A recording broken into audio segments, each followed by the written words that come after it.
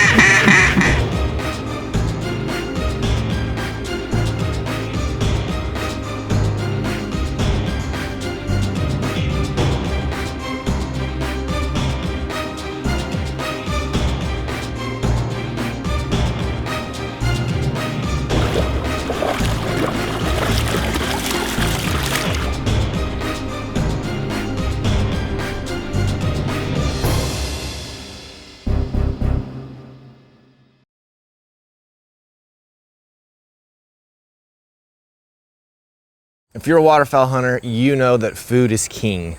If you've got both, you're in good shape. Unfortunately, last year, there were a lot of places that were missing one of those key elements. They either were in a part of a drought during the season, didn't have water to pump into the food that they did have, or they had a flood late summer that wiped all of their food out. Luckily, one of those places that had both key ingredients to a good waterfowl hunt was Willow Creek Farms in northern Illinois. Oh boy, that's a drink. Oh.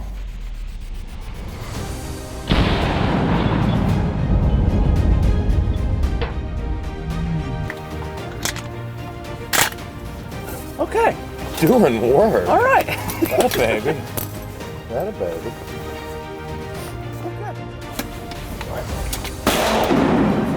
Shot, Sean. 4. John, I thought the melon's working. You know,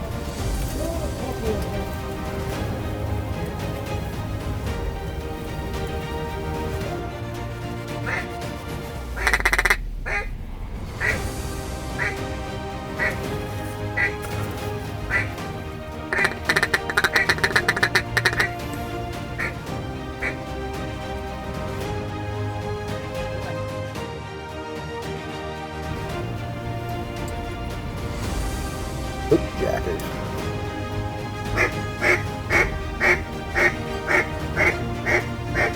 I'm gonna kill that white.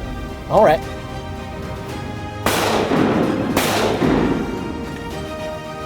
You're just so pretty. You're just so pretty. Good job, Millie.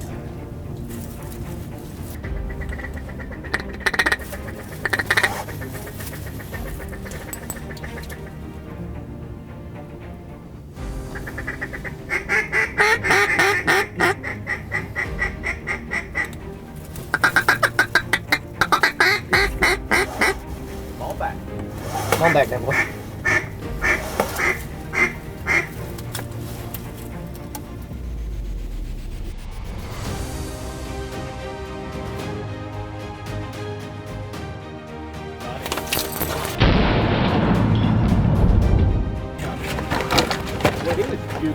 Yeah, it was. Man, Yeah, it was. coming in hot. Coming in hot. Super hot.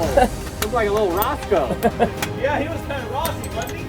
But even if you have food and water, you still might come up with the problem of stale birds, as so many people did last year. We got that push of ducks through a big part of the country right around Halloween, and they stayed, and they stayed, and they stayed, because we could not get another weather system to flush them out and bring new ones in.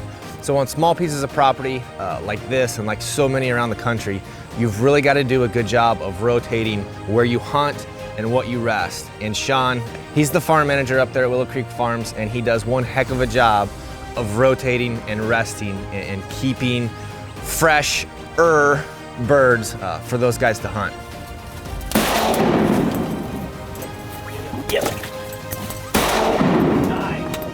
Jesus, Alex, I think you shot the head off of that. Well, first of all, that duck is legally trespassing. So I'm well within my rights. Second of before you all, say he's anything. stealing. Second of all, he's stealing. Yeah. Get him. All right, Mike. shot, Sean. I was talking to myself again when I said Get him home. It doesn't surprise me. I'm glad you got him, because I didn't see him come back on that end.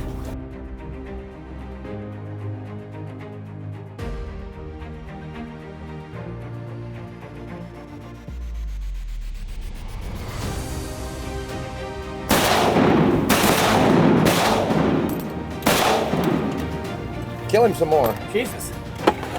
Thank God we got him. He was too close. You know what? He came in too close. I don't have my gun on that setting. I had moon pie in my eye. Well, I was shooting heavy metal moon pie on those first two shots. Look at all the feathers up.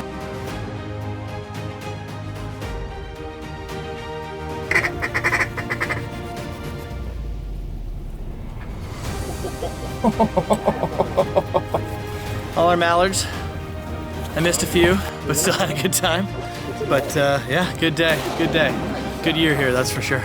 But no, I mean, man, there's still tons of birds here. It still seems to be a hot part of the season, which is great coming into December. So if we can keep it up, that'll be a hell of a year. I think it's probably a mix of things. I think the duck numbers are good. I think there was some dry country above us, which I think probably pushed them down to us a little quicker. And then you mix that with a year where we did have all the food we wanted. You know, sometimes those high water times and sort of those, I don't know, I almost call them like mini floods. Sometimes you get lucky and sometimes you don't. And this was one of those years where this property got lucky, and that makes a huge difference. So yeah, the stars sort of aligned for us, which was really nice.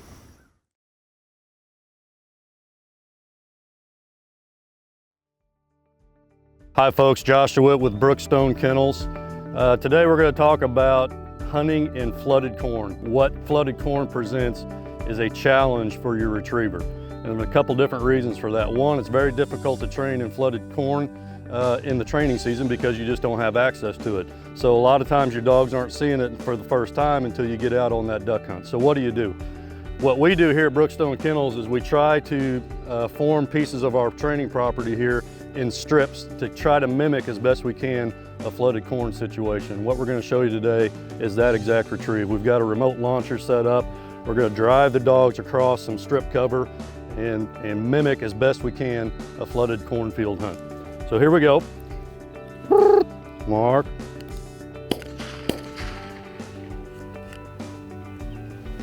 Dogs have marked it. What you want to do as quickly as you can, if your dog is locked on that, is send them. Diesel. Lad. Good lad. Dead. Now what I want to quickly talk about is, not only does your dog need to mark well, but you as the handler need to mark your birds well. And that is a skill that you've got to go out and practice as the handler. It's not fair to your dog that they're going to mark every bird down in flooded corn. So you've got to train yourself to mark just as well as your dog so that you can help guide them to get out to that bird and get it picked up quickly. So we've got a second bird down in our flooded corn situation. We're going to run another dog. I'm not going to expect my dog to remember this mark because a couple minutes have gone by now. So what we're going to do is actually line the dog up and send it to where we think the bird is, and then we'll need to stop him and ask him to hunt. This will happen in a flooded corn hunting situation as well. Go back.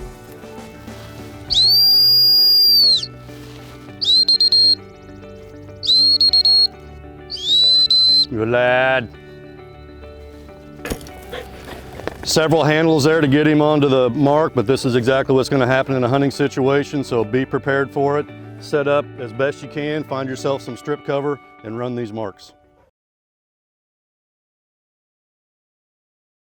You know, it's nice to have your own piece of ground. Fortunate Dad's picked up a couple pieces of property through the years. I always joke everybody, yeah, it's nice to have your own place, but at the same time, I always tell people they don't understand what it takes to kill ducks. Yeah, some properties, you can put water on it, kill some ducks. Some places are just naturally good spots. For us, we work at it hard, pumping water, pulling boards, planting food, working on pits, moving pits, building blinds. The work never ends.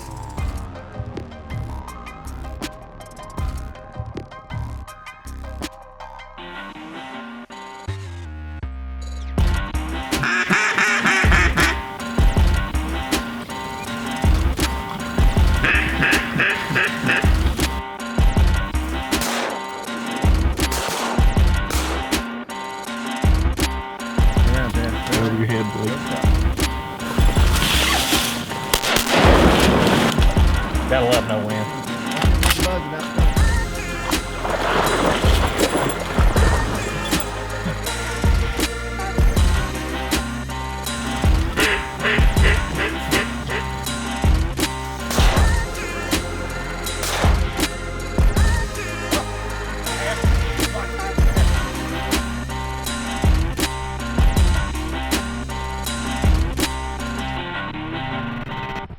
Coming into last year, summer, we had good spread out rains, made the crops good. We had high hopes.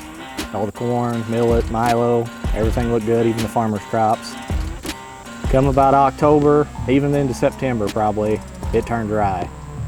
And luckily for us, we have a guaranteed water source to pump out of. Took a lot of diesel fuel, but we had to pump probably a good 2 weeks straight just to get the holes full, and pretty much had to pump all the way through season just to keep the holes full.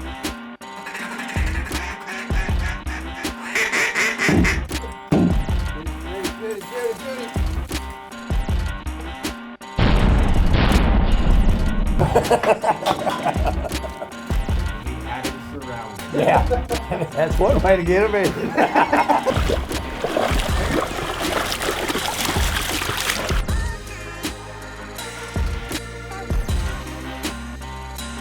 We picked up a lot of ducks about a week before season.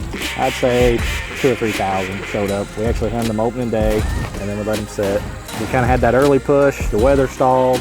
We had those ducks for about a good 2 or 3 weeks. So we would just go in, only hunt them about twice a week. We would mix it up, hunt in the morning, hunt in the evenings, and we just tried to do everything we could not to run them off.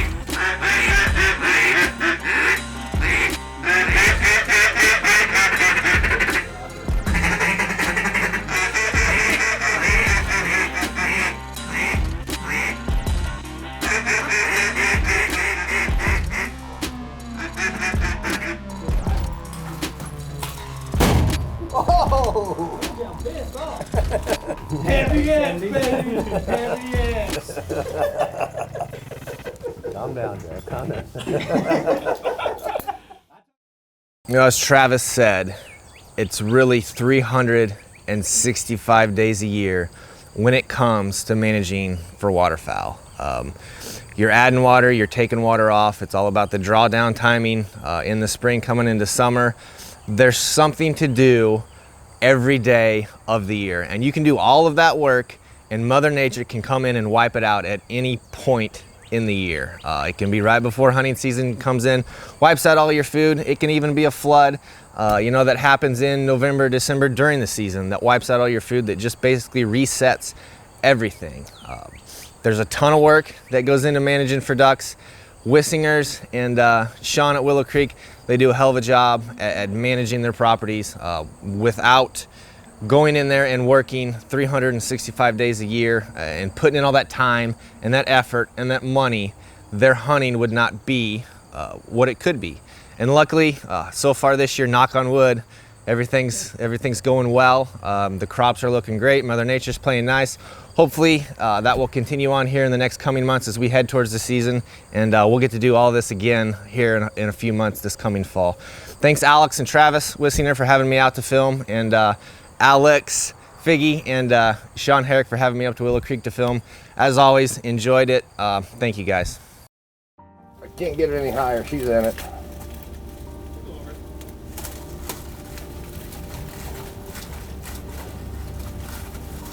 I'm letting out drag.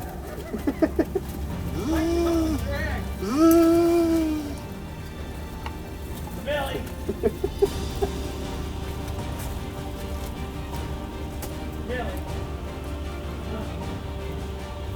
There she goes. That up, baby.